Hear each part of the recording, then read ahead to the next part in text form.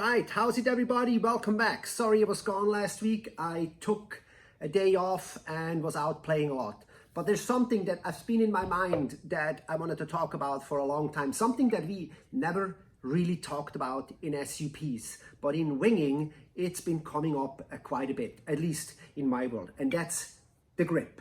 Like with a paddle, it was pretty much straightforward. You have a carbon paddle, you grip it, you pull, you go. There was never the question of like, oh, what kind of surface texture should it have? And are there gonna be any kind of fancy attachments to my paddle or not? No, it was pretty much a straight carbon stick and we paddle with it.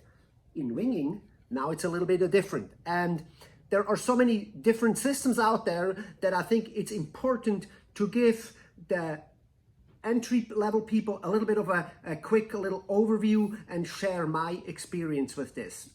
Because I think the most important in winging is when you can freely run around your grip, your boom, and just place your hand wherever you want. I think that's very important to me. It's a great freedom because I'm constantly moving my fingers and my hands around. Now, my first experience was with a boom. It was nuking that day and I was on my SUP and I was like, oh, this is great. I don't have to pay attention where I'm gonna put my hands. I'm just gonna find and slightly adjust my grip. Fantastic. I progressed. My next wing, I had one that had more handles on it. Had like the long handles, had like 3 big handles on it that still kind of allowed you the freedom to move around, but it was a handle.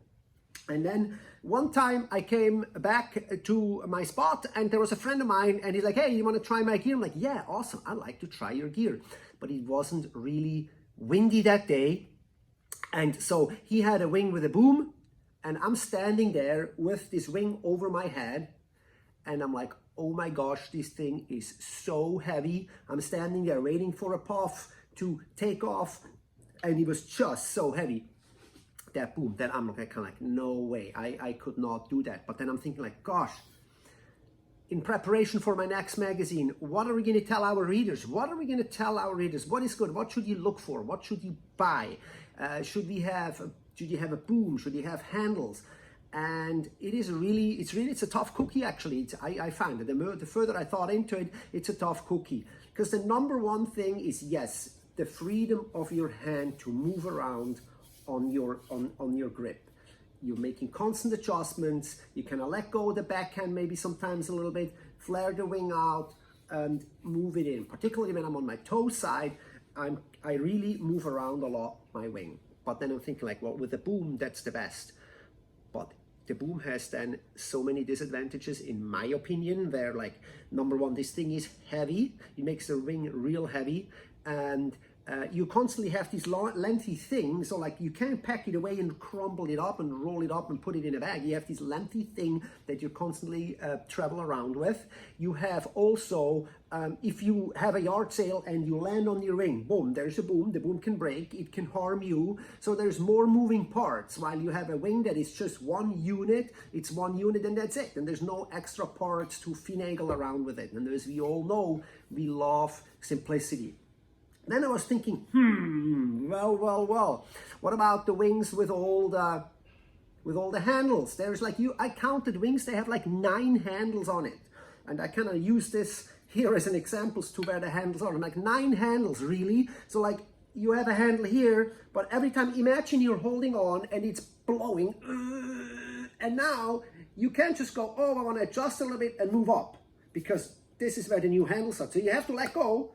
And as you let go, and we're talking like, like 20 knots, 25 knots of wind, at least that's what I'm used to, boom, the thing goes out of your hand, you cannot move around. So, or if you jive, particularly as a beginner, you're jiving, you get the wing over your head, you're kind of like, where to do what and how, and there are so many rooms for error. You grab the wrong handle or you grab in between. Then I'm kind of like, no, this handle thing is like, that's so complicated. Of course, the guys that know it and the pros and all of that, yes, they, of course, fantastically, they always grab in the same spot. But I'm not a pro, and most people that watch this video are not pros either, because if you were a pro, why would you watch my video? And if you were a pro, why would you click that like button below, right? Like there's no point of clicking like buttons if you're not a pro. However, if you like the video and you find this useful, your like would be very helpful. Anyways, so handles. So now there are some systems out there that I've seen that I'm using that I find my best is you have the long center strut and you have a long handle like this long. So when you're now riding, you can still have the comfort of a handle where actually you can roll everything up. It's easy to pack, it's easy to travel with, no extra weight, but you have the freedom of moving your fingers around. The only thing is that I have to say with the handles, because they're so thin, after a while you're grabbing your handles is a little smaller than this, because this is quite thick. And I find this is comfortable on your hand. You feel like good grip, right? When they're smaller, thinner, like maybe not like this, but I don't have an example here, but like something smaller, you're more like right here, like you have a bigger pressure point. So that is something that could be worked on, make the handles like more comfortable to grip on. So that's kind of like my 2 cents. Boom, good, too much disadvantages in my opinion. And then maybe I want to say, the final answer has not even been found yet. Maybe there's another system out there. I've seen one where I actually had like 2 booms, like a short boom like this cut in half and it was attached to the wing, so you can still have the convenience of folding it up, but it's 2 small booms right next to each other. That's maybe a system to look at. I don't know, but I'm not sure. There must be somebody with some ingenuity out there that they find something that might be marrying those booms that are convenient or comfortable. I want to say not convenient because I don't find them very convenient, but the booms that are comfortable, marry that to the convenience of having the handles, but not too many, because I don't want to be confused. Like, who needs 9 handles on their wing? I don't know. Too confusing to me. Then you have other wings, they have like 3 here, then a lot of nothing, and then another 3 there. I don't know. There's so much going on out there that I'm not too sure, but we will find somebody to talk to. We'll hopefully get to test some more things. And we'll see you guys in the next video when we talk about who knows what, as long as we are all